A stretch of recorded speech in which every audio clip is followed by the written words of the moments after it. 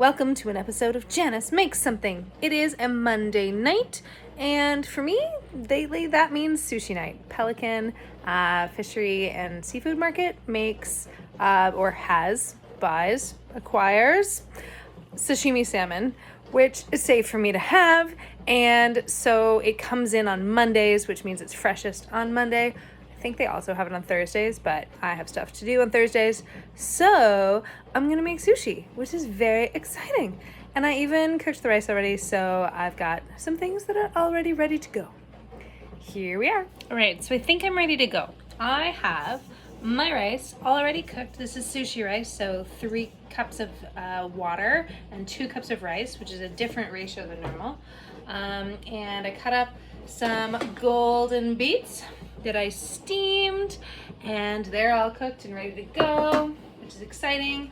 I have my nori, which is sulfite free. My dishwasher is being really loud in the background, but that's okay. And then I have the secret sauce that gets added to the rice. It's not actually secret. It is, what is it, half a cup of vinegar, and rice vinegar, and then a 1/4 cup of sugar, and a couple tablespoons of oil. I like to use olive oil. And then there's a little bit of salt. Yeah. So I'm mixing up the rice. And I learned how to make sushi from my sister-in-law. She's technically my sister's sister-in-law. But anyway, she's from Japan. And she doesn't make sushi very often. But she taught me how to do this, and she also likes my sushi really well. So that's good. It's a good sign. So one of the things that I like to do is you have to kind of dry the sushi. It's kind of this like wet liquid. So I push all the rice to the edges of the bowl, and then I fan it. I'm just using a cutting board because I don't have a fan. I should really get a fan, like a Japanese fan or something, because it'd be a little bit easier.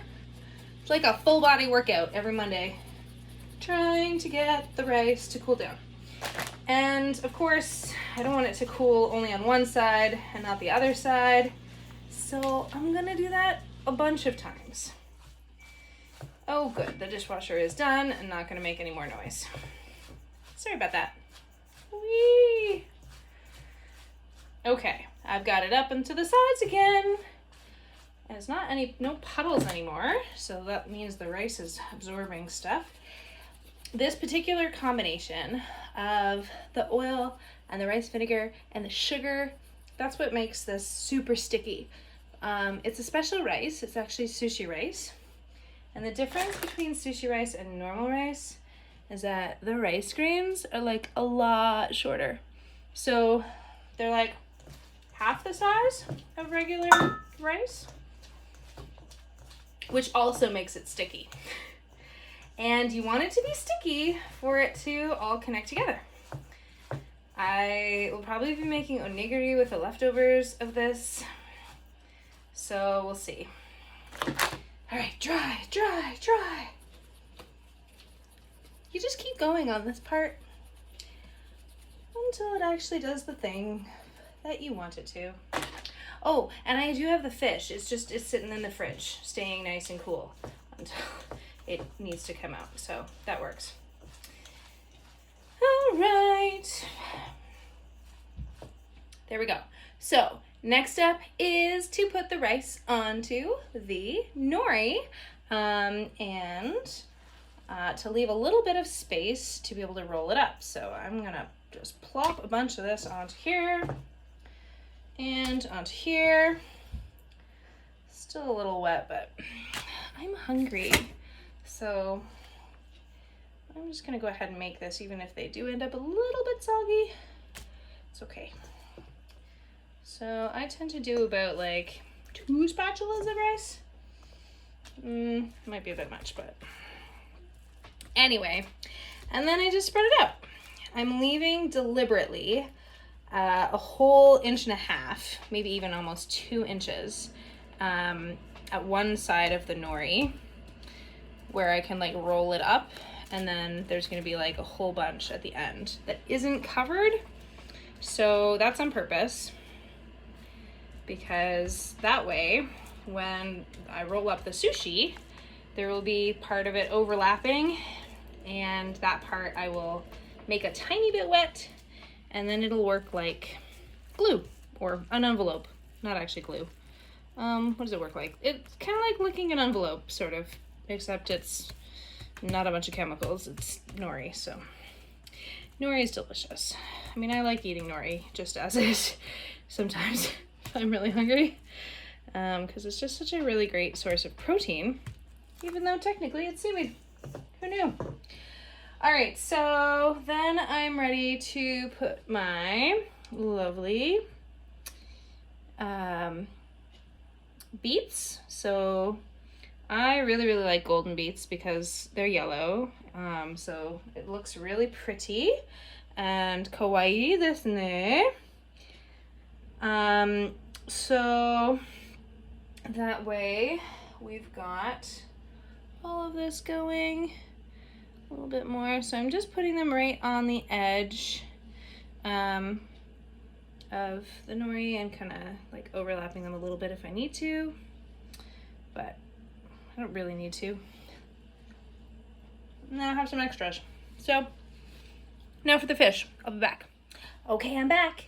So now I have my sashimi salmon, which is wonderful and ready to go. This lovely pack is not made with sulfites, so I can use that foam, which is great. And I just want to slice this like super thin. So it's maybe like 1/2 centimeter ish. Here, let me show you the fish. The fish is very thin fish.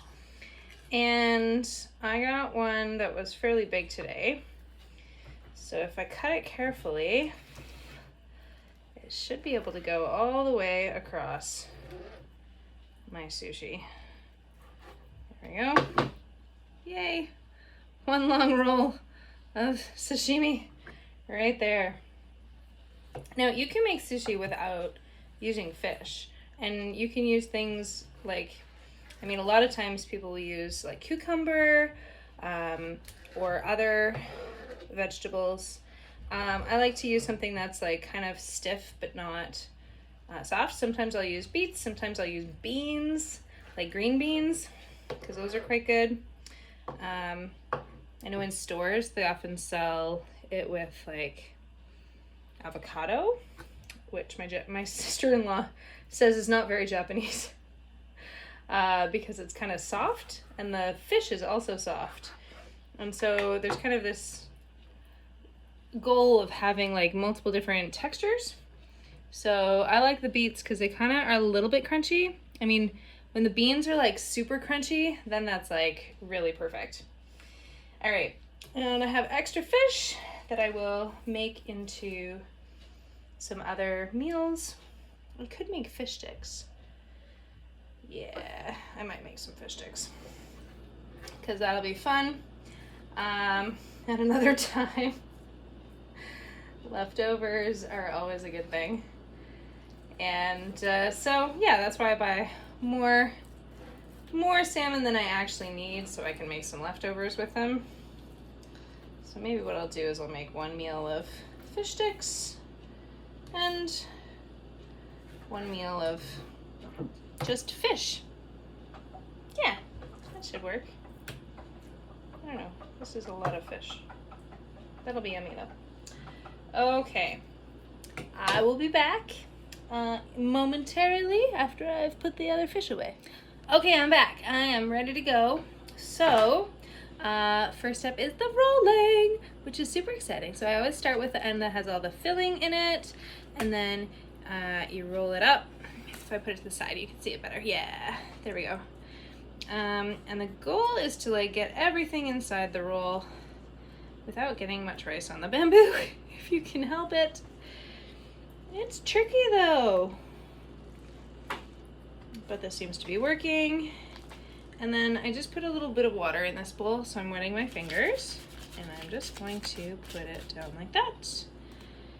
because as much as it's kind of like licking an envelope, you don't actually need to lick the envelope. All you need is a bit of water in your fingers. And I don't know about you, I'm not super fond of like just licking random things for no reason. Alright, and then I have a roll. Alright, so there's one. I'm gonna go ahead and put it right onto here because that was covered in fish anyway. So I have to clean it. And then I have more. So, oh yeah, you can also use different fillings. You don't have to use like raw fish if you're not a sashimi fan. Or if you would like to, you can use other things in there. Smoked salmon is very popular. There's also like imitation crab that you can use.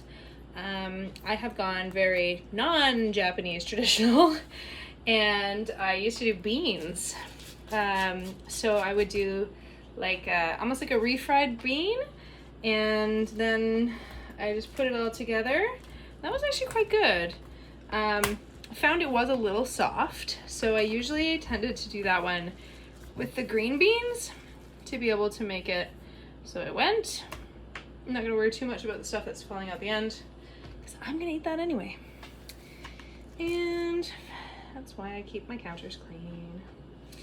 Okay, last one. So I'm just gonna go ahead and roll away from me. Whoa! I gotta roll it. Ooh, if I roll it on the diagonal, then you'll be able to see it better. Okay, yeah, you can see it. Good. Ah! Oh, come on. All right, so wet my fingers, get this little sealy part wet, finish rolling it all the way, get it all the way rolled up, and then finish the roll. Squeeze a tiny bit just to make sure it's nice and tight. Hey, voila! Oh. Okay, so then we have the rolls themselves. And these are tricky to cut. So you want a really sharp knife. And if your knife does that, it might not be sharp enough. So I'm just gonna quick wash it.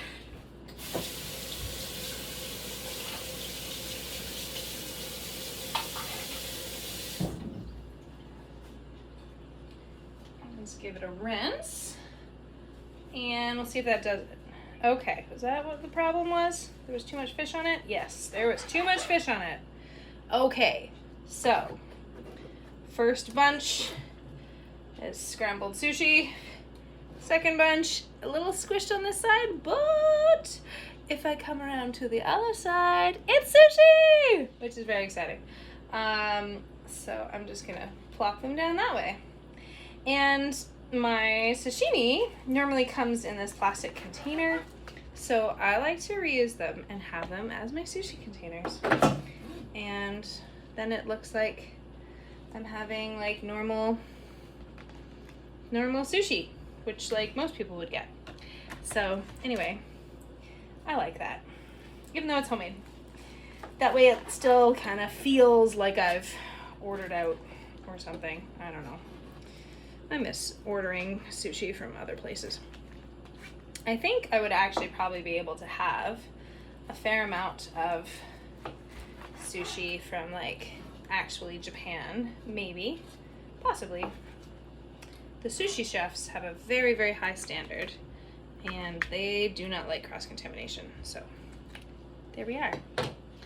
And so there's my tray of sushi that I get to have, and yeah, I eat it with chopsticks, and I have it with coconut sauce that is very similar to soy sauce, but it's not soy sauce because soy sauce has a lot of sulfites and a lot of mold. And that's how I make sushi. I didn't bother with making pickled ginger because I don't actually really like it, but I do like ginger. So you could add pickled ginger, you can add soy sauce, and it's delicious. So enjoy very much. Itadakimasu.